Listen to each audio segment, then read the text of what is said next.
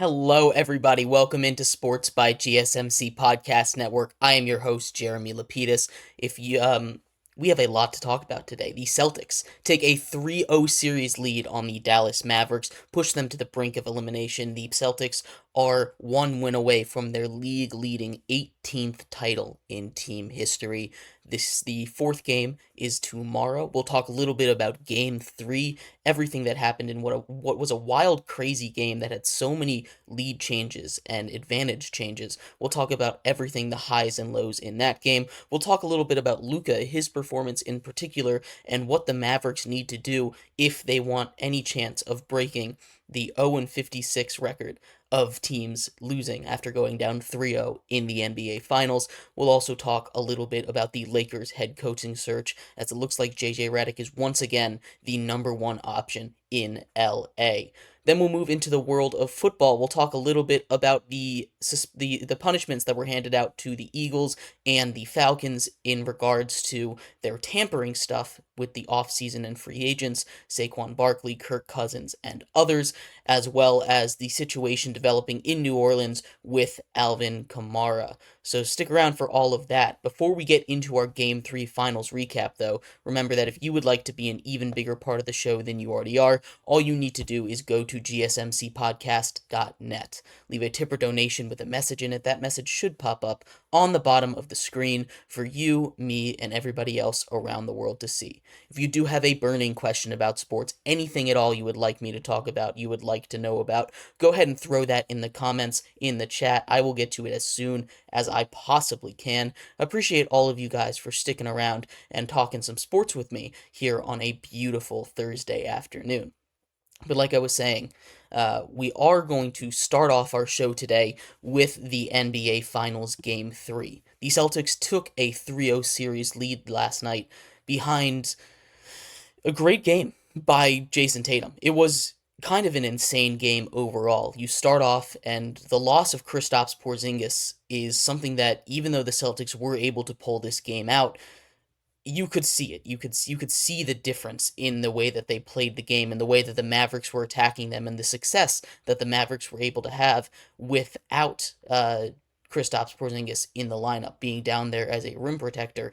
And you also saw how it kind of threw Boston's offense out of rhythm for like stretches of that game. In the beginning of it, right off the gates, they didn't have him, and then in that third, at the end of the third, beginning of the fourth quarter, when they gave up that 20-2 run to let the Mavericks get back into it, you could tell the offense was off rhythm, and I think having Kristaps Porzingis there would have been a huge help for an offense that, well, they played pretty good, and we finally had a great Jason Tatum game in the playoffs, the first one of this playoffs. He was efficient, he was making his shots. It's the first time the offense was still out of rhythm, and I think not having Kristaps Porzingis after having him back for 2 games is what threw him off. But we talk about this Celtics team, and we're wondering why they've been so dominant. The way that they build this roster from the outside in, their 3-point shooting, it's been incredible, right? Obviously, they had their struggles in Game 2, and they were able to pull that out. But in Game 3 here, 56% of their shots, 56% of the shots that they took in the game, 46 threes.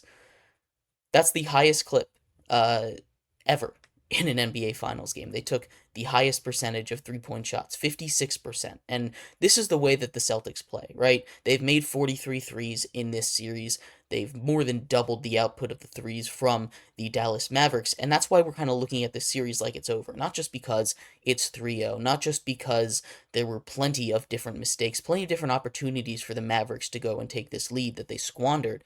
I mean, you could make the argument that the Mavericks could be up 2-1 right now. Game 2, you can make the argument they should have taken advantage of Boston having a terrible shooting night. In Game 3 last night, you can make the argument that if Luka doesn't foul out, if Luka plays a little smarter on defense, doesn't pick up those 3 fouls in 5 minutes, maybe then they win this game. They were on a roll. They had cut the lead down to 3. And eventually, without Luka, they weren't able to get that. And we'll talk a little bit more about Luka and the Mavericks in the next segment. But you can make the argument that the Celtics should be losing this series. And the fact that they aren't, the fact that they've been able to weather the storm given to them by the Dallas Mavericks, whether it, be their fault or not. And I know them almost blowing a lead again. I mean, even in game 1, they were able to rebound from it. But in the third quarter of game 1, the Mavericks cut the lead down to 8 points. So it's not like this Mavericks team doesn't have fight. And this series kind of has been disappointing because in the first 2 games, Kyrie wasn't able to do anything. Kyrie finally has a great game, goes for 35 points, 35 points on really good efficiency. I mean, he shot just about 50% from the field, 13 of 28, 4 of 6 from 3. He was the leader on offense. Luka Doncic had a pretty poor game, and like I said, we'll talk about that. But in a game where finally we have Kyrie Irving show up, Luka Doncic disappears and Luka fouls out and it kills their chances. So the Mavericks have been shooting themselves in the foot in this series, and the Celtics have been letting them back into games. They get in these stretches where they get cold, where they can't hit a shot, where that's their weakness as a team that relies too much on threes. They rely so much on that three ball that, you live by the sword, you die by the sword mentality, that it backfires in their face a lot. But we're not talking about that right now because they're up 3-0 in a series against the Dallas Mavericks. The Dallas Mavericks, who have had a tough road, and really the Celtics, this has been them the whole time. You just wait for their downfall, and they are not going to do it. They just continue to pave to scooch just to pave their way forward, and they continue to just dominate everybody in their way. Uh, you know, Eric says, Mavs not in 6, Mavs in 7. I mean, if they're gonna do it, it'd be an incredible comeback, right? And we'll talk about what the Mavericks have to do in the second segment to come back. But to your point, I mean, that would be a historic comeback. It's never been done before. Uh, it's something that you know is unprecedented, especially the way that they look. They kind of look disjointed right now, and they need to get themselves together. But not having Kristaps Porzingis there, even though the Celtics were able to win, is something that the Mavericks were exploiting, right?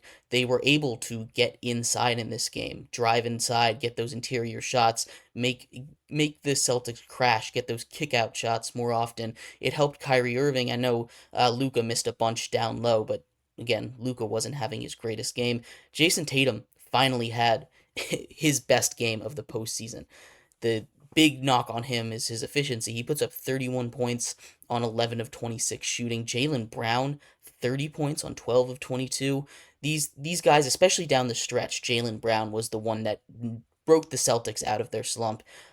He was the one that was able to keep them focused, keep them in the game, keep them from blowing a 20-point lead to the Dallas Mavericks. Not a look you want for a team that is supposed to be one of the best offenses and defenses in the entire league. But yeah, like I was saying, in our next segment, we are going to break down the Mavericks, talking about what Luka did, his complaints after the game, all the talk surrounding Luka Doncic, with his defense and the foul calls and his effort in this game, and we'll see what the Mavericks have to do to potentially pull out a historic comeback, down 3-0, first time ever in this series. So stick around for that. We'll be right back here on Sports by GSMC Podcast Network.